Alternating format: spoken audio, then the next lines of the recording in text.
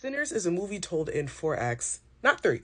Ryan Coogler does not use traditional Western storytelling formulas like Freytag's pyramid to tell the story of Sinners. But I theorize that Ryan is using Kisho Tenketsu, an Eastern storytelling model used in China, Japan, Korea, Vietnam, so on and so forth.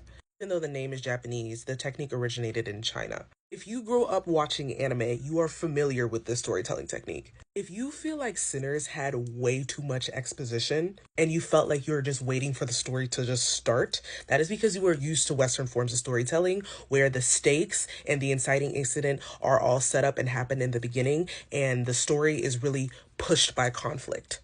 The primary drive for Western movies is conflict, but that is not the case for Sinners. Take the first episode of Naruto, for example. The villain of the episode, Mizuki, is not revealed until the third act. Same thing in Sinners, the villains, the vampires, are not revealed until the third act. Most of the episode is exposition into Naruto's life. He hasn't passed the academy exam. He's the worst in his class. He's a troublemaker. And so on and so forth. In Sinners, you find out that Smoke and Stack are coming from Chicago after leaving the Mississippi Delta. Sammy is a preacher's kid with an amazing voice. Smoke and Stack are trying to start a juke joint.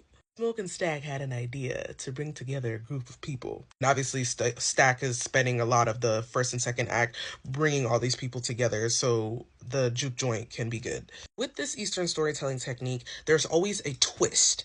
For Naruto, the twist is that he is the nine-tailed fox. And the twist for Sinners is that they're vampires. But not only that, the KKK was planning to set up Smoke and Stack from the beginning.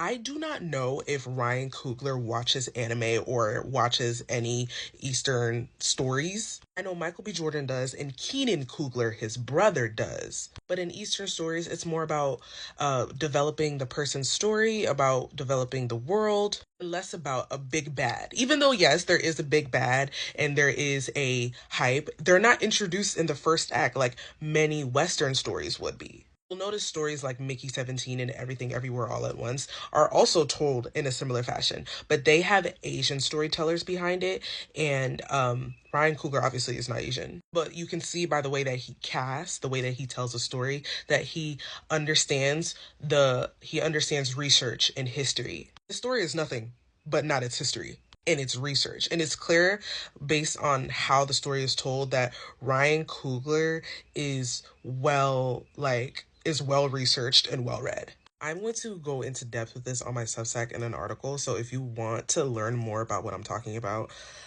subscribe to my Substack. The link is in my bio.